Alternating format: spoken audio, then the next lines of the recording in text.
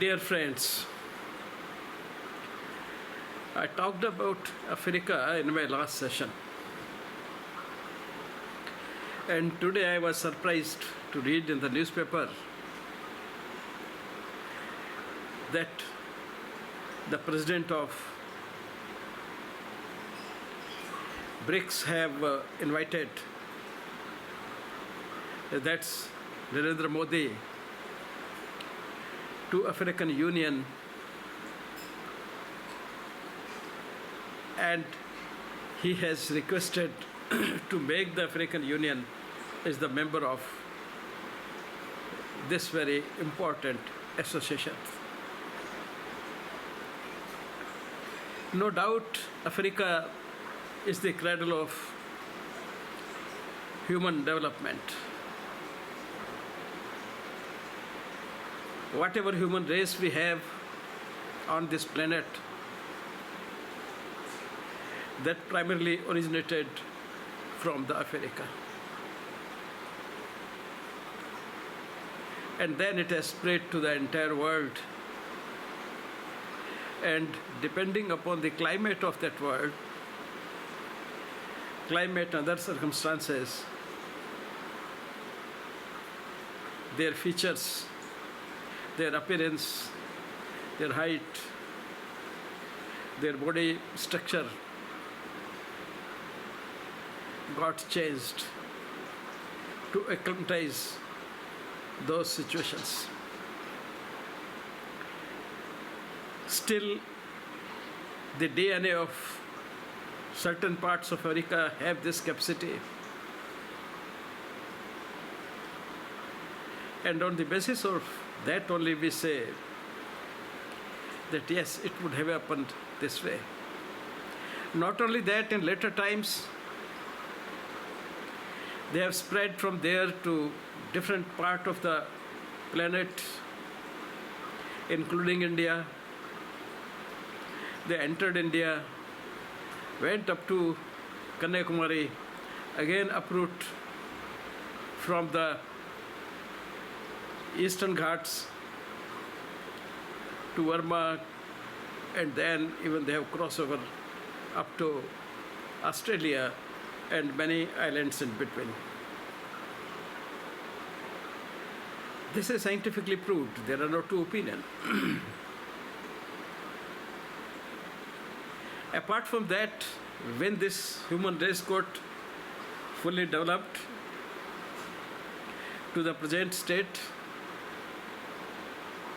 and the first talk, perhaps first talk, I'm not saying that first talk, but perhaps first talk known to the world, because only document which is available to the mankind of the prehistoric time is the RIGVEDA.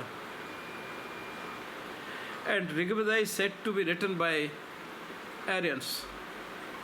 So quite likely ARYANS may be one of the, I am not saying only stock, but maybe the one of the stock which developed from African people, African DNA, to this form which is described in RIGVEDA due to the climatic and other condition of the part where they migrated and lived for a pretty long time. And then it seems from there they have migrated to different parts. This Aryan stock has migrated to India, to Iran, to Central Asia, to Europe, every part of Europe.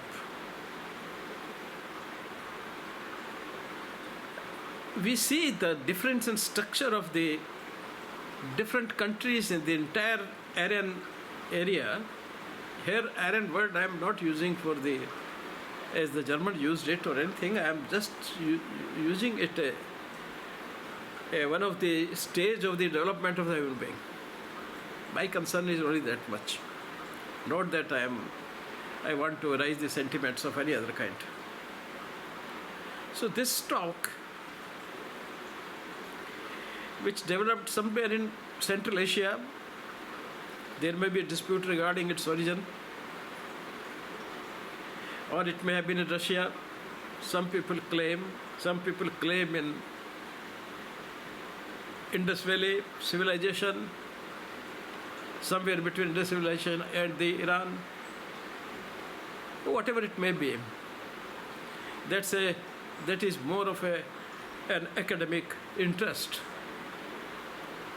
But it is certain that the first group which got evolved and developed and organized itself, that seems to be of the Aryan. They had typical features, nose, eyes, face, and other body proportions,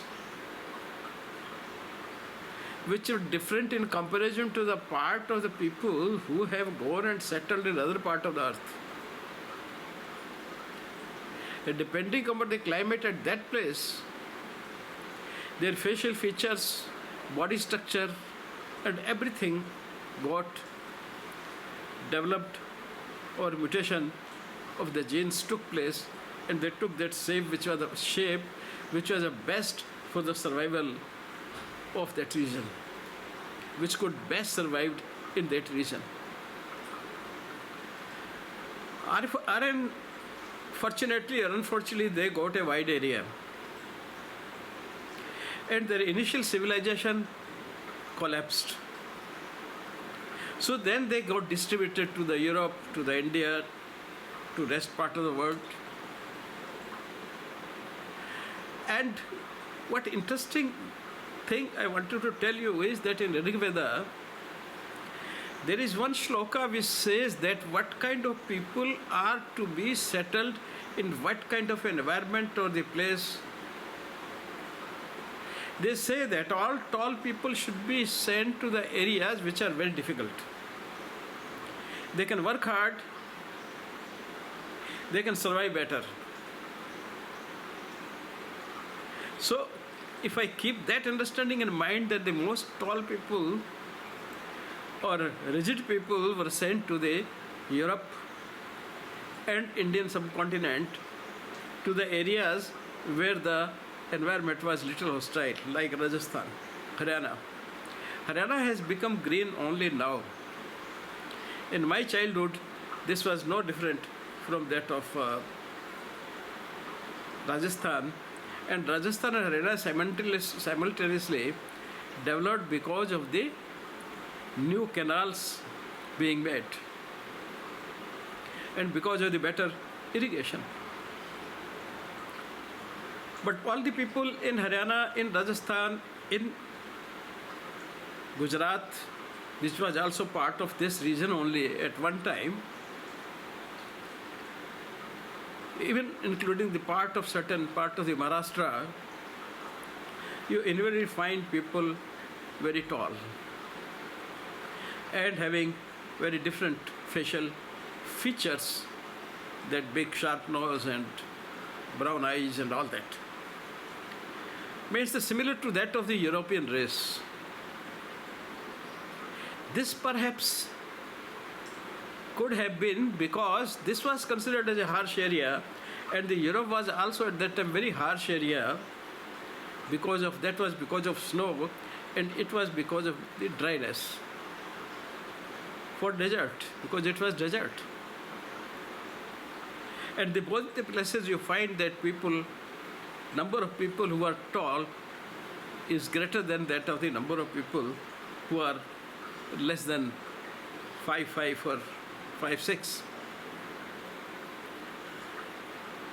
So this really explained the distribution. Same is true about if you go to UP, Bihar, Patna, right up to your Bengal, that certain castes which have come from these regions. Say, example, all the Brahmins of Nepal and of the Bengal and of the Uttar Pradesh and of the Bihar, particularly the Karekubs, Bhumiyar, Maithili also, which are in Nepal and India border, they all are having a good structure almost a Aryan structure around 6 feet or somewhere between 5'10" or 6 feet or so, and their features too are similar to that of the North Indians or of the people of the desert of the North Indian. People forget that even the Punjab was though there were 5 rivers, but it was not well irrigated. It became well irrigated, and all that water could be used for the farming after the arrival of the British. They only made the best canal system in the world in Punjab, and today also the Pakistani Punjab is having the best canal system in the world. It's a very well irrigated place. Therefore we find that, okay, these people are affluent. But originally that part also, there's not only the salt ranges, a desert. Even part of the adjoining Afghanistan and all that all was desert. So all these people were shifted to these areas so that they can live and manage life in these tough regions, in these tough areas. Similarly, in Europe also the similar people went, and they are all similar. But the bottom line is that all these people, may be Mongoloid people, maybe Chinese, maybe Japanese, maybe Mongols, they all have come from Africa. Their original land of origin is from Africa. And if it is from Africa, then we owe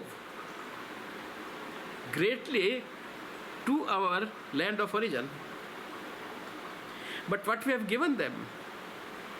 Naturally, people who are left behind, as long as nature is giving them everything, they do not go mechanical. Those people who went out of Africa, they become highly mechanical because it was their need for the survival. And these people who lived back in Africa, their nature was so kind to them, and till today it is so kind that they live in a very natural form, the form in which they were originally created. They had no need to modify their lifestyle. Many of the tribes which I see on the YouTube, I have not gone personally, by always watching on their lifestyle on the YouTube, I find that nature has given them enough to lead an independent, happy life. While we all who left that place, we had to struggle, we have to create a new kind of a lifestyle to survive ourselves, particularly our increasing numbers, the population which has exploded. So we become more and more exploitive of the nature and its principles. And therefore we developed the science, what we call as the science. Because that was our need. And not only that, because of the lack of resources, we have been fighting more often than anybody can think. And therefore, we developed artillery, war instruments. And as a side effect of the war instruments, we developed everything, internet and all that.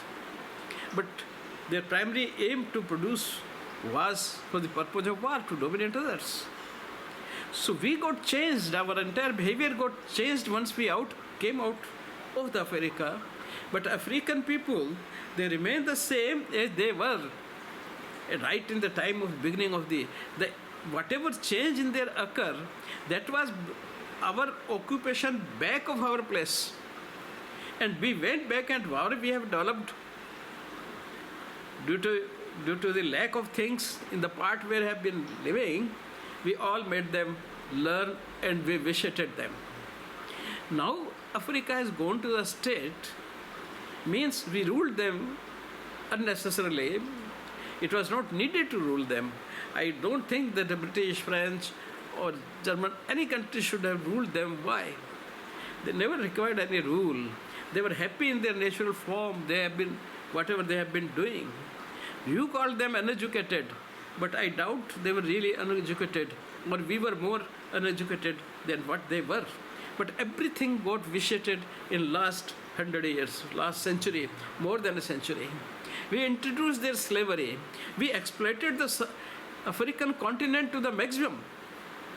This is the continent which is richest in the world. 30% of the world resources are in Africa. And what is the population? Far less.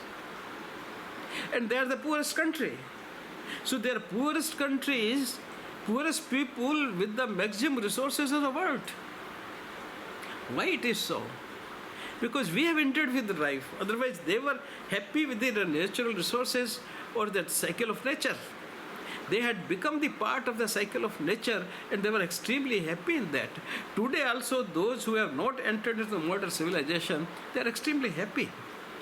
There is nothing that they are unhappy. Rather, we are unhappy. None of us is happy. We have created problems for ourselves.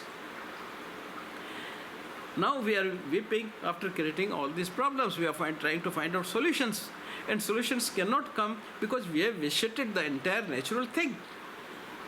And they are still living natural, but now they have also seen the modern world. You have shown them the modern world. And now they too have desire to live it with their maximum resources which they have, to which the entire world have been exploiting, keeping them poor. And entire richness of the Africa was being enjoyed by the entire world. So now it is a time to pay back them. And I am extremely happy that Mr. Modi has announced it. And I understand he desires from his heart that Africa should be an African Union or Union of Africa, whatever you call it.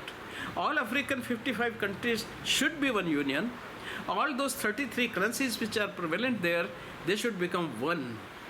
And I tell you one thing, for African people, no one can be best friend than India. India has been since centuries, millennia of the years, and it will remain friendly to the Africans. Africans are our brothers. We know it, that we and Africans are one. There are many languages in Africa which have either developed or they have given words to certain Indian languages, particularly South Indian languages.